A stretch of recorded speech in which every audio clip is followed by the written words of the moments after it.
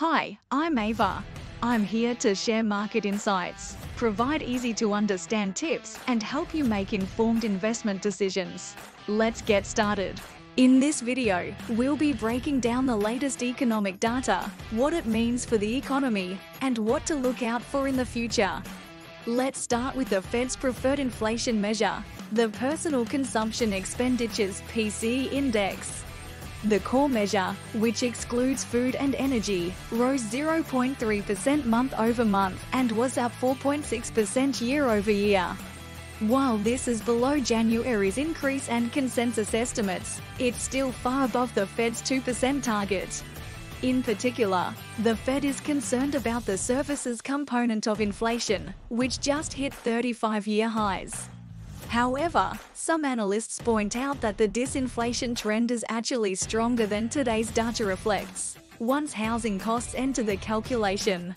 Moving on to headline inflation, it rose 0.3% month-over-month and 5% year-over-year. Energy prices declined, while food, goods, and services all rose. This shows that while inflation is still high, the increase is slowing down. The PCE report also showed that personal income rose by 0.3% versus the expected 0.2% gain, while consumer spending jumped 0.2% versus the 0.3% estimate. This indicates that while people are earning more, they are not spending as much as expected.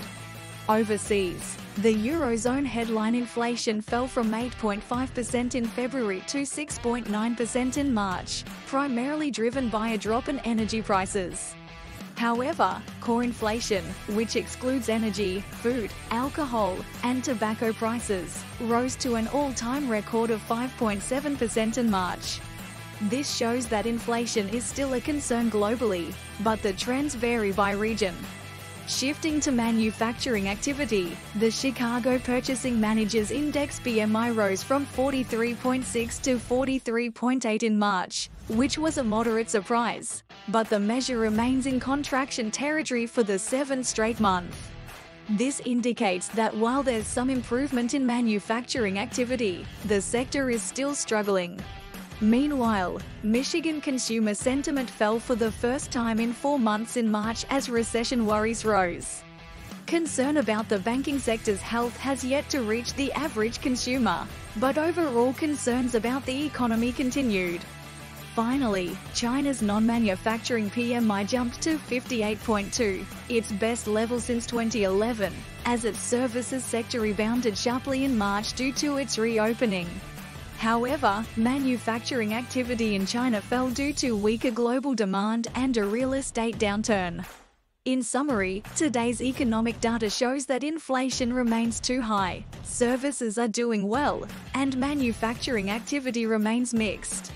As stocks cap off their best quarter in several years, it'll be interesting to see if that optimism is justified in the face of these economic challenges. If you find value in the content I'm sharing, please consider subscribing to our channel and giving this video a like. Your support helps us continue to create informative and helpful videos for our viewers. Thank you.